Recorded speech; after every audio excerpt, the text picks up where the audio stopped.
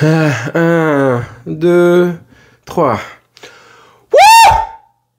Victoire! Victoire, c'est la plus belle, les amis. C'est la plus belle finale de ma vie du Barça. En tout cas, en Coupe du Roi, c'était la plus belle.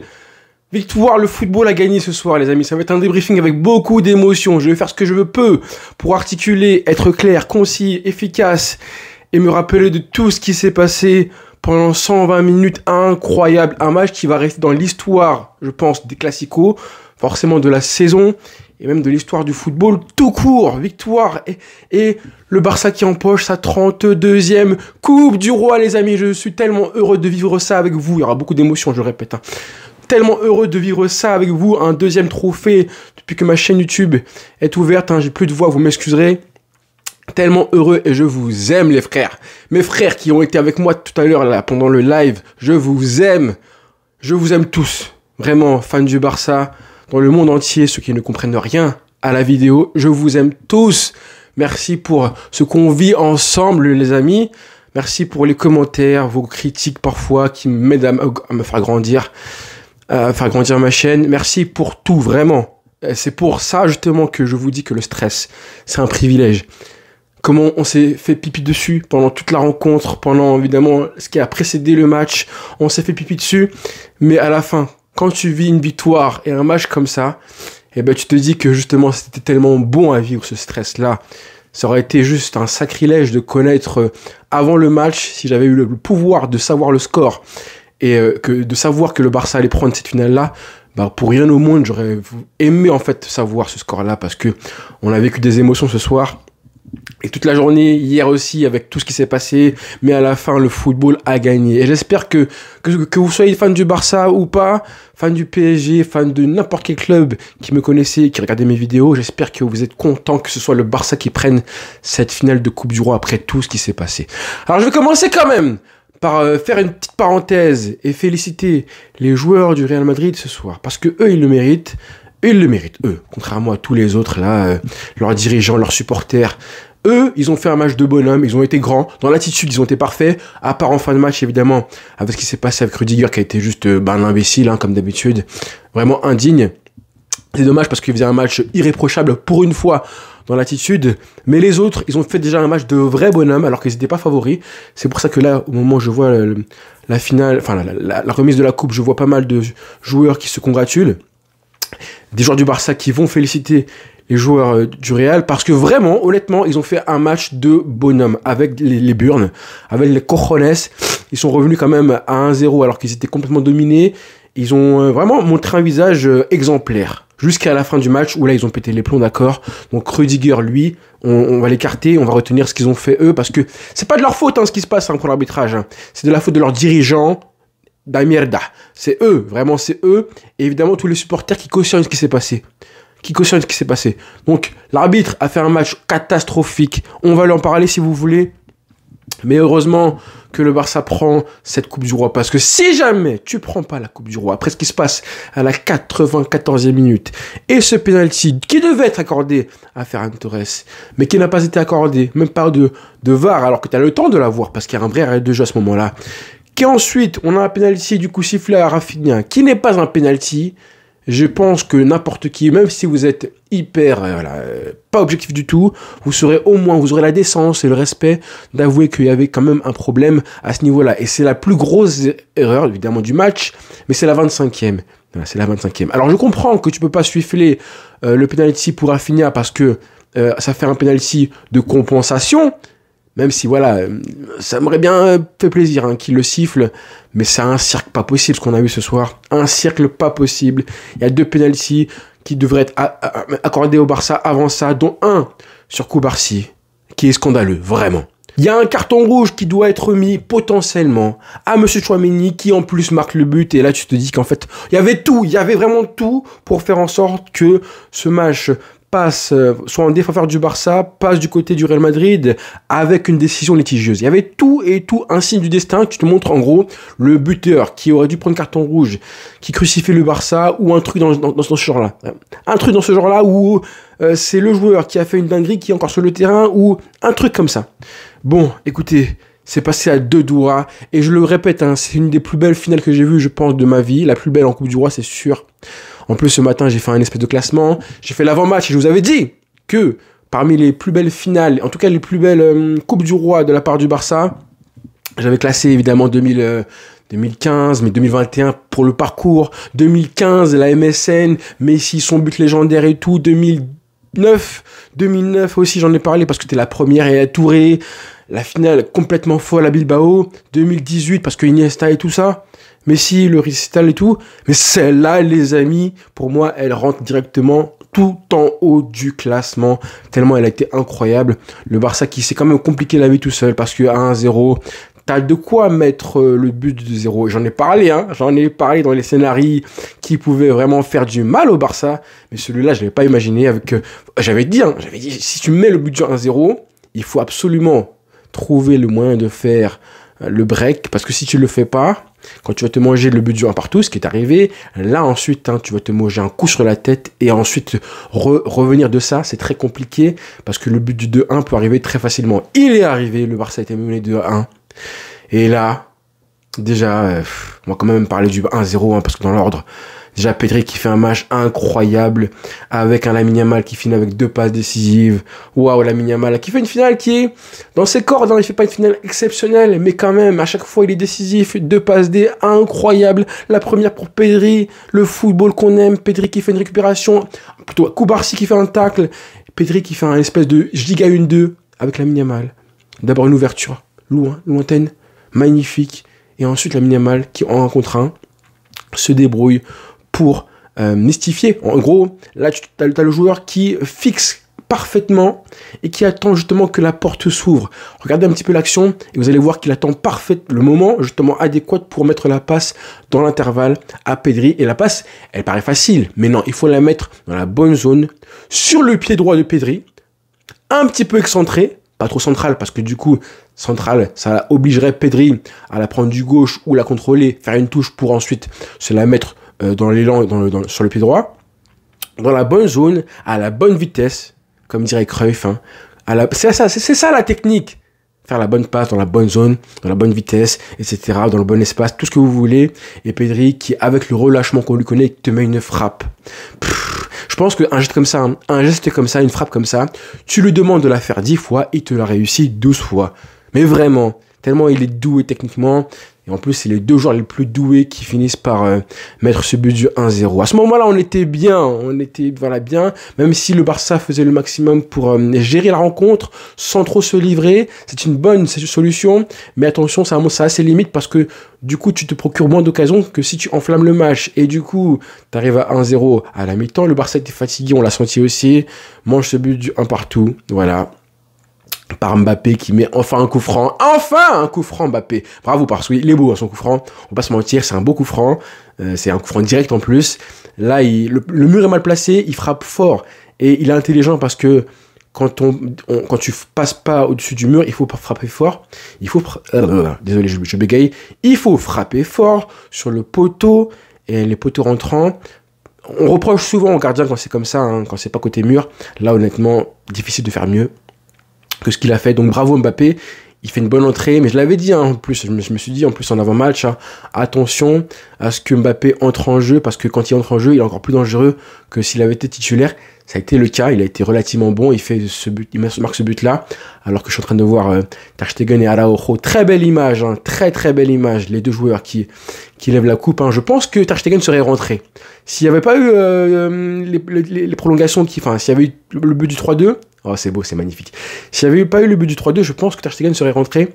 On aura, je prends un peu plus d'écho bientôt. Waouh, qu'est-ce qu'elle est belle cette copain, hein. Qu'est-ce qu'elle est belle. C'est une des plus belles que j'ai vues de ma vie. Et donc ensuite, je continue. Le but du 2-1 sur le corner, Tchouaméni qui met la tête au moment où le Barça souffrait. À ce moment-là, je me demandais que faisait Hansi Flick avec ses changements, qu'est-ce qu'il pouvait faire parce que le Barça était fatigué, mais les changements n'arrivaient pas. 83e minute, je voulais des changements et c'est là justement que le Real met ce but-là du 2-1. On était tellement inquiets, j'étais vraiment à bout. Et ensuite, le but du 2 partout sur une action magnifique. Encore une fois, une passe de Lamine Yamal qui lance parfaitement. Et là, Ferran Torres qui met un contrôle, puis une frappe enchaînée, elle est dure à faire. Elle est archi dure à faire. Vous savez pourquoi? C'est un but qui me fait penser au but de Suarez lors du Classico, le 2-1 en 2015, au Camp Nou. Le but de la victoire, hein, le but du titre, hein, clairement, en 2015. Et c'est un but qui me fait penser à ça.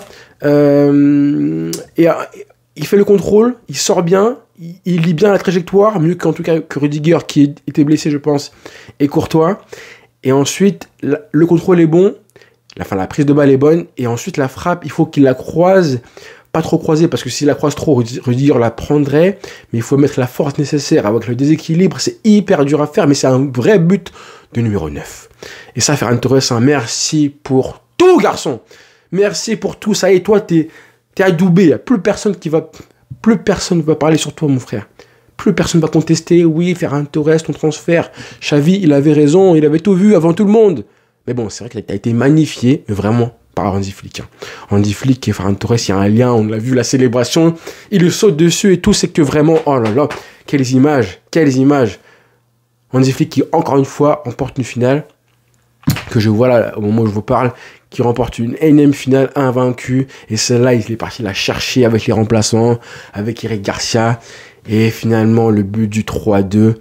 Oh là là là là, Jules Koundé, on t'aime, garçon. On t'aime, garçon. T'es presque, pas encore, hein. On verra à la fin de la saison. On reparlera de toi dans les joueurs phares du siècle au Barça. Pas les légendes, pas encore. Mais quand même, vu qu'on a perdu une légende à ce poste-là, forcément, à cause de ces accusations de viol. Là, en l'occurrence, Jules Koundé, hein, il y a une place à prendre. Oh, quel but. Quel but. Sur une perte de balle de Modric. Et là, le cran du joueur. Parce que des frappes comme ça, Koundé, il en a loupé plein cette saison. Des occasions où il avait de quoi marquer des buts.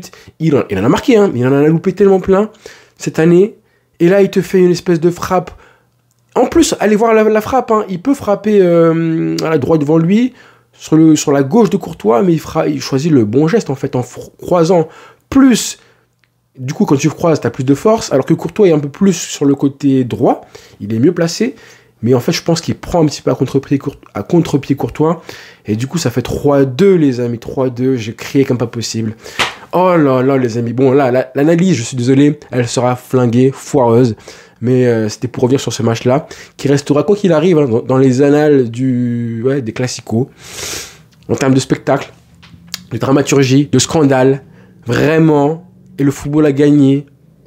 J'ai de la peine pour l'arbitrage parce que je me suis dit que là, tout le match, en fait, il a arbitré dans l'esprit de vouloir prouver à tout le monde qu'il était objectif, qu'il n'était pas anti-Real Madrid, que le Real avait tort. Sauf qu'en faisant ça, du coup, il a fait des erreurs. Il a fait que les erreurs de compensation.